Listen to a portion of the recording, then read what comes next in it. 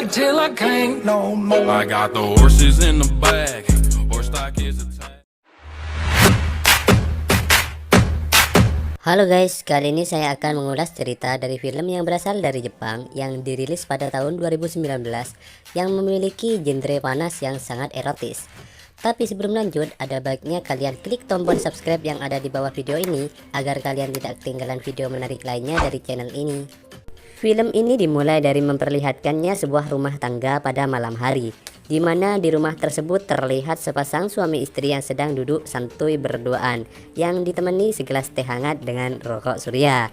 Wanita tersebut bernama Yumiko. Ia adalah seorang ibu rumah tangga yang bekerja sebagai seorang tukang pijit pada suatu perusahaan di Jepang. Ia juga telah memiliki seorang suami yang seumuran dengannya. Suaminya ini bernama Hayate. Di sini ia terlihat sangat cuek pada istrinya, dan pada saat itu ia terlihat sedang asik sendiri bermain game dan sedang memiringkan HP-nya tersebut. Yumiko kemudian bertanya kepada suaminya, "Apakah kau ingin kubuatkan makanan kesukaanmu?" Dengan penuh kasih sayang ia menawarkan hal itu. Namun suaminya ini malah terlihat cuek kepadanya, seolah-olah ia tak menghiraukan perhatian dari seorang istrinya tersebut. Di dalam hatinya Yumiko berkata, di mana ia berkata bahwa suaminya ini terlalu sibuk bekerja dan jarang pulang ke rumahnya, dan ia sering pergi keluar kota untuk pekerjaannya. Pada keesokan paginya terlihat Hayate yang sedang bergegas untuk berangkat ke kantor. Yumiko yang melihat suaminya pergi, ia pun terlihat bersedih, sebab ia merasa bahwa dirinya ini selalu kesepian saat sering ditinggal di rumah. Singkat cerita, beberapa saat kemudian ia menyuruh teman sekolahnya dulu untuk ke rumahnya. Temannya ini bernama Hikaru. Di sini ia bernostalgia tentang momen-momen pada saat masih sekolah dulu. Beberapa waktu kemudian, mereka mulai membicarakan suaminya Hikaru, yang ternyata Hikaru ini telah menikah dengan seorang pria yang dulunya satu sekolah dengan mereka berdua, di mana Yumiko juga mengenal suaminya Hikaru itu. Beberapa hari kemudian, terlihat pada malam itu Yumiko yang sedang luluran di atas kasur kamarnya. Tiba-tiba saja ponsel Yumiko berbunyi dan ada panggilan masuk. Orang yang menelpon Yumiko ternyata Hikaru. Di sini Hikaru berkata bahwa ia akan berkunjung ke rumahnya pada malam itu. Yumiko kemudian mengiyakan kunjungan tersebut.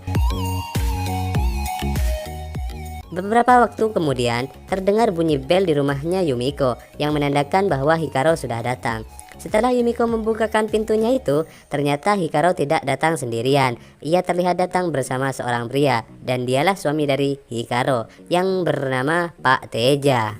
Pak Teja kemudian berkata, "Apa kabar Hikaru? Sudah lama sekali kita tidak berjumpa." Akan tetapi, Hikaru malah diam saja dan menatap wajah Pak Teja dengan tatapan mesum. Hikaru pun berkata, "Kamu kenapa Yumiko?" Yumiko langsung tersadar dan mempersilahkan mereka berdua masuk ke dalam.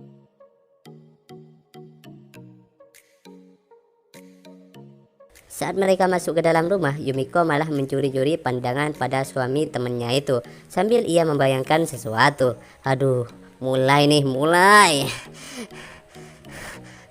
Singkatnya, Yumiko lalu menyiapkan hidangan untuk menjamu kedua temannya tersebut. Saat sedang makan, Hikaru tiba-tiba ingin pipis. Kemudian dia bertanya tempat toiletnya tersebut.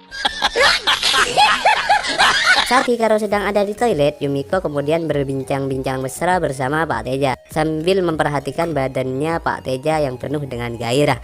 Pak Teja pun dengan bersikap malu menanggapinya.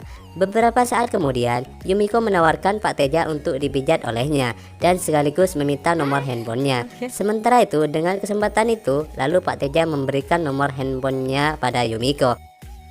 Pada keesokan harinya, terlihat Pak Teja yang sedang berada di rumahnya Yumiko. Pak Teja ini berada di rumah Yumiko karena Pak Teja ini ingin dipijat olehnya.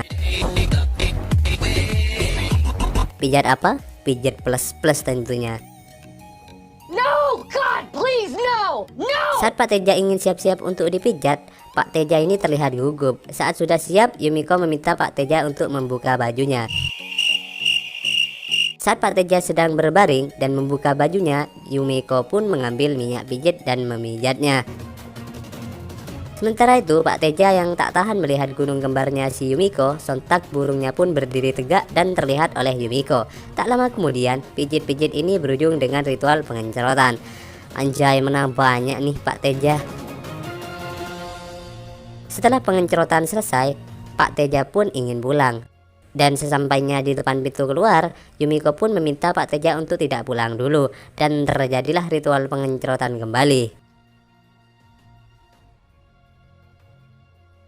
Setelah beberapa hari kemudian, terlihat Yumiko yang sedang duduk sendirian karena suaminya masih saja belum pulang. Di sini terlihat Yumiko yang sedang galau karena kesepian. Kemudian ia menelpon Pak Teja.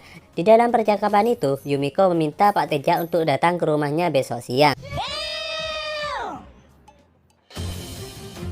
Sementara itu, Pak Teja yang mendapat kesempatan itu lagi, ia pun dengan senang hati menyetujuinya. Pada keesokan harinya, terlihat Yumiko yang sedang gelisah dan menunggu Pak Teja. Ia tidak sabar untuk bermantap-mantap kembali bersama Pak Teja. Beberapa saat kemudian, terdengar bel rumah yang berbunyi. Saat Pak Teja datang, Yumiko langsung menarik Pak Teja untuk masuk ke dalam. Saat memasuki ke dalam rumah, terlihat rudalnya Pak Teja yang sudah berdiri tegak. Pada saat itulah terjadilah kembali ritual pengencerotan lagi, guys. No, God! No, God, please! Singkat cerita, beberapa hari kemudian terlihat Hayate, suami dari Yumiko, sudah pulang ke rumah. Mereka terlihat sedang duduk santuy berdua lagi, guys. Di sini mereka sedang mengobrol di meja makan rumahnya. Tiba-tiba saja Yumiko malah senyum-senyum sendiri seperti bahagia. Karena merasa curiga, Hayate kemudian bertanya, "Kenapa kau terlihat senang hari ini?" Yumiko kemudian menjawab, karena hari ini suaminya pulang kembali ke rumahnya. Padahal itu cuma alasan doang. Di akhir cerita, kemudian Yumiko berkata dalam hatinya sambil senyum-senyum, di mana ia berkata pada dirinya sendiri bahwa ia sedang tidak kesepian lagi saat suaminya sedang pergi keluar kota. Dan film pun berakhir.